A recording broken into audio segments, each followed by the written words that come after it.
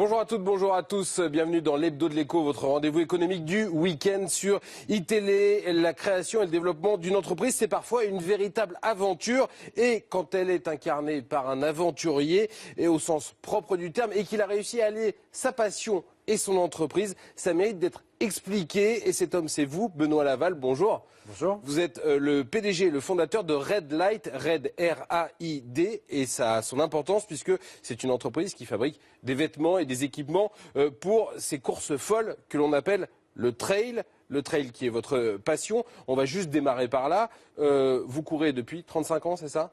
J'ai 44 ans et je cours depuis l'âge de 9 ans, effectivement. Depuis l'âge de 9 ans. Et votre dernière course, c'était 400 km à pied dans le désert de Gobi, c'est ça ? Voilà, donc le désert Gobi, c'est au fin fond de la Chine et une course qui fait 400 km non-stop, une ligne de départ, une ligne d'arrivée. Au GPS, donc la plupart du temps aussi en dehors des sentiers et le premier qui est arrivé. Donc j'ai fini 5e et une belle course internationale, c'était la première édition, une course qui va bien grandir. Juste pour qu'on ait une idée, il fait combien ? Quelle température la nuit, le jour ? Alors le jour, on a eu des 40 degrés, il y a des dromadaires, il y a des dunes de sable, il y a tout ça. Et la nuit, on a eu des moins 10 avec de la neige aussi, donc des choses, vraiment une variation de température très forte. On voit quelques images là, et juste pour terminer avec ça, vous avez mis combien de temps pour parcourir ces 400 km ? J'ai mis 4 jours et demi, 107 heures. 107 heures. Voilà. Votre course, donc, la course, c'est pas votre métier, c'est votre passion. Et cette passion, donc, vous l'avez reliée à votre métier. Vous avez créé Redlight. Pourquoi vous avez créé cette marque ? Parce que finalement, vous ne trouviez pas de quoi vous équiper. Vous n'aviez pas le truc idéal. Il vous manquait quelque chose ? Alors j'ai associé deux choses, donc bien ma passion de la course à pied, comme on en a parlé, et mon métier d'ingénieur textile, où j'ai fait ingénieur textile, je ne sais pas pourquoi le textile, mais ingénieur, je sais, parce que c'était ma passion de concevoir des choses.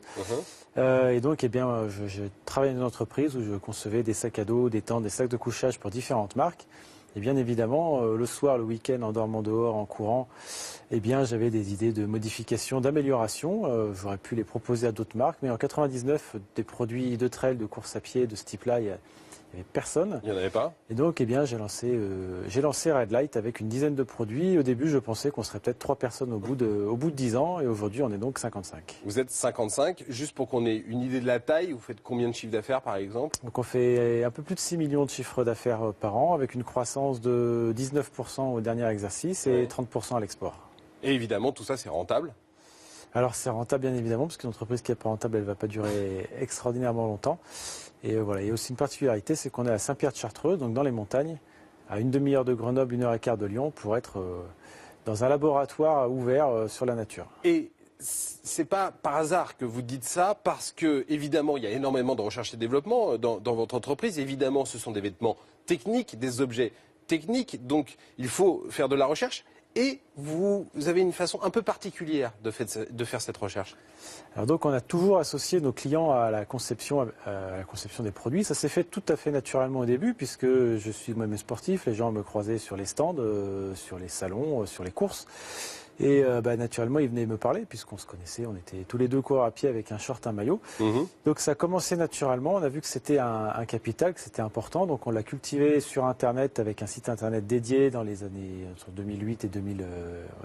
Et aujourd'hui, vous dites aux clients, venez tester les produits chez nous, Grandeur Nature ? Et voilà, donc quand on a construit un siège social en 2011 en Chartreuse, on a souhaité que les clients puissent continuer de venir concevoir, tester les produits avec nous, et qu'on les croise aussi tous les jours à la machine à café, tous les collaborateurs.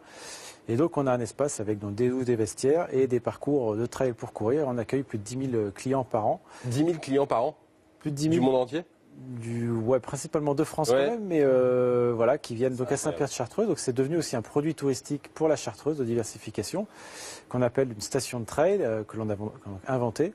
Et c'est devenu un autre projet économique, puisqu'on a aujourd'hui 18 stations de trail en France et à l'étranger, que l'on pilote sous forme de réseau, pour initier les gens à la pratique du trail en France. C'est ça votre atout principal, parce que vous êtes face à des géants, évidemment, à des marques de sport que tout le monde connaît, des américaines, des japonaises, qui sont dotées de centaines de millions de dollars de budget de recherche et développement. Mais votre barrière à l'entrée, c'est ça, c'est l'ultra spécialisation.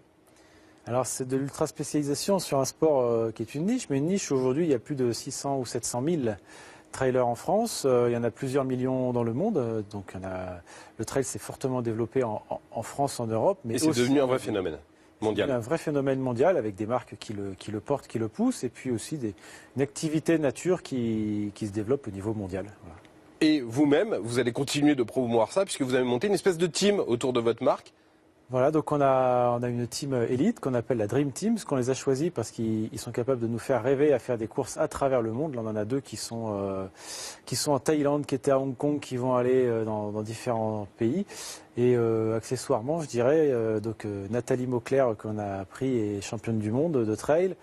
Antoine Guillon est champion du monde d'ultra trail. Et on a aussi Elisabeth Barnes qui a gagné le marathon des sables l'année dernière, et Christophe Le Sceau, qui est aussi un champion expert. Bon, eh bien, chapeau pour tout ça. On n'a plus qu'à vous souhaiter bonne chance pour vos futures courses. C'est quoi la prochaine? Il y en a une au programme? Alors, la prochaine, c'est une course très particulière, ça s'appelle la Barclay aux États-Unis. C'est la course dont on commence un petit peu à entendre parler. Il n'y a que 40 coureurs par an, mais il n'y en a que 12 qui ont fini dans les 20 dernières années.